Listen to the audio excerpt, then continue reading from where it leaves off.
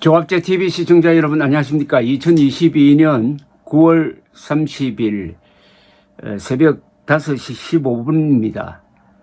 어제 카멀라 해리스 미국 대통령은 최전선 비무장지대를 처음으로 방문해가지고 북한 정권에 대한 강도 높은 비판과 함께 동맹국인 한국의 안보 수호를 위한 미국 정부의 의지를 강조를 했습니다.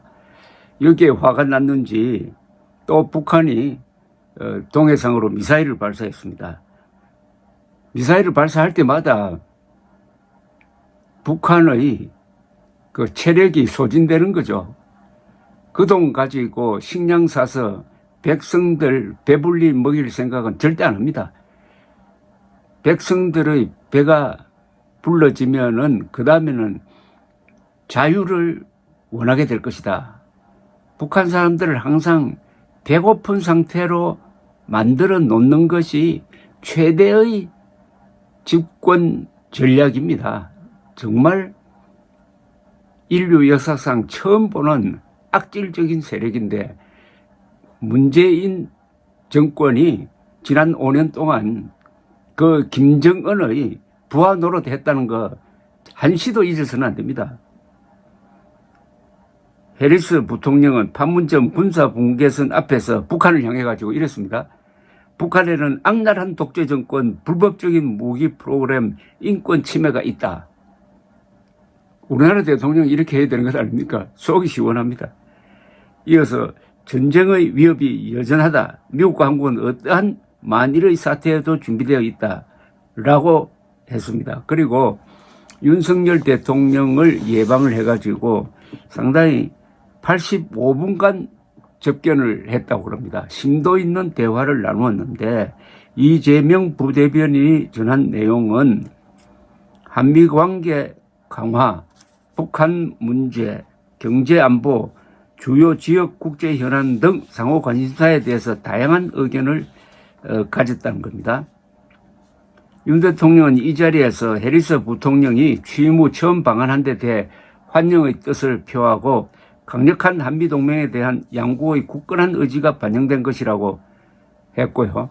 지난주 뉴욕을 포함하여 바이든 대통령을 여러 차례 만나면서 한미동맹 발전에 긴밀히 합의했다는 점을 전했습니다. 해리스 부통령은 윤 대통령의 비속어 발언 논란에 대해서는 미국 측으로서 전혀 개의치 않고 있다면서 바이든 대통령은 윤 대통령에게 깊은 신뢰를 갖고 있고 지난주 런던에서 이루어진 윤 대통령과의 만남에 대해 만족한다고 언급했다고 합니다.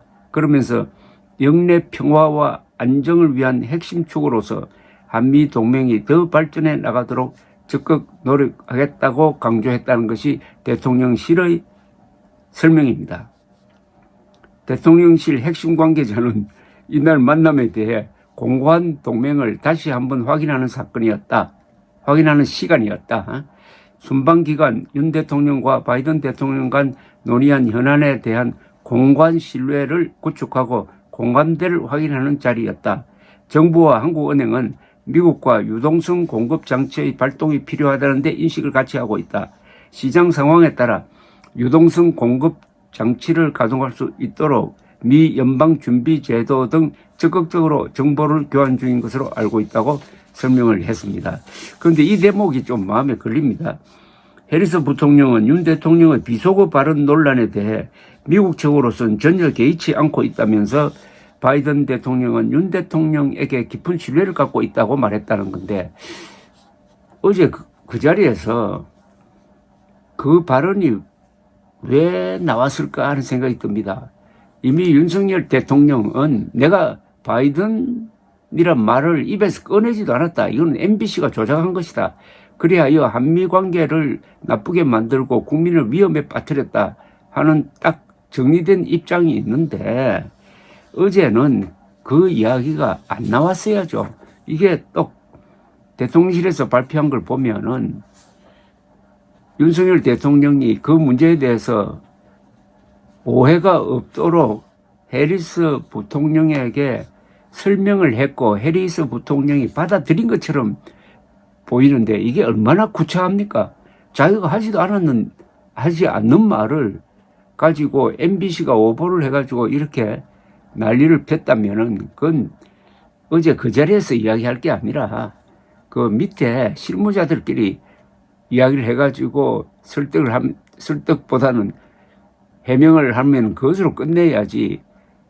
윤 대통령 입에서 그런 해명이 나오도록 만들었다면은 물론 MBC도 나쁘지만은 그 밑에 보좌하는 사람들이 윤 대통령을 격을 너무 떨어뜨리는 것 아닙니까? 이게 얼마나 구차한 겁니까? 또 미국 사람들은 그런 보도에 대해서 별로 개의치 않습니다. 자기들도 그런 실수를 많이 하는데 더구나 윤 대통령이 아마 미국 주재 한국 대사관을 통해서 충분히 해명을 했을 것이라고 생각하는데 어제 그 자리에서까지 마치 바이든 대통령에게 무슨 불충한 무슨 잘못을 한 것처럼 이런 태도를 보인 것으로 보입니다. 이게 절대로 이게 한미 간의 문제에서 이게 공식적인 대화의 주제가 되면 안 됩니다. 얼마나 좀 굴욕적으로 보입니까? 이런 말을 꺼냈다는 것 자체가. 대통령은 대한민국 참고로요. 한국의 대통령은 3가지 직위를 갖고 있습니다. 한국에서는 헌법상입니다. 첫째는 국가를 대외적으로 대표합니다. 그렇습니까? 국가 원수입니다. 또 하나는 행정부의 수장입니다. 그리고 국군 통수권자입니다. 이 3가지를 가지고 있는 일종의 삼관왕입니다. 삼관왕. 선출된 왕입니다. 그러면 대통령의 행동과 말은 그 수준에 맞아야 합니다. 그래서 절대로 구차한 말을 해서는 안 된다 이겁니다. 그러니까 지금 윤석열 대통령이 근무하고 있는 그 대통령실 청사가 문제라는 거죠. 그 청사가 우리 국격에 맞는 건물입니까? 해리스 부통령은 아마 어제 회담을 끝내고 나가면서 속으로 아니 대한민국이 얼마나 큰 나라인데 대통령실이 이렇게 초라하냐 라는 생각을 갖지 않았을까요? 건물은 정치라고 그럽니다. 건물은 역사이기도 하지만은 현실에서는 정치입니다. 건물을 근사하게 지으면은 거기서 대통령이 회담을 할 때 상대를 누를 수가 있습니다. 보통 사람들도 좋은 호텔에 딱 들어가서 복도를 걸어가면은 자신이 무슨 귀족이 된 것 같이 기분 좋지 않습니까? 바로 그 건물이 거기 근무하는 사람의 격을 높여준다 이겁니다. 청와대는 그래도 나름대로 역사가 있습니다. 그런 건물에는 반드시 오랜 역사가 있어야 그런 위험이 나오는 겁니다. 그런데 국방부를 밀어내고 그 안으로 대통령실이 옮겨서 그 이후에 한국의 대통령의 격이 높아지고 있습니까? 굉장히 중요한 문제입니다. 빨리 이 대통령실 문제를 해결해야 합니다. 청와대로 돌아가든지 아니면은 세계적 건물을 신축하기로 하고 나는 그 건물에 들어가지 않겠다. 다음 대통령부터 근무하도록 하겠다라고 마음을 비우고 그 건물에는 집무실과 공관입니다. 공관, 사저죠. 사저를 같이 넣어가지고 출퇴근하지 않는 대통령이 되도록 하겠다고 해야 됩니다. 감사합니다.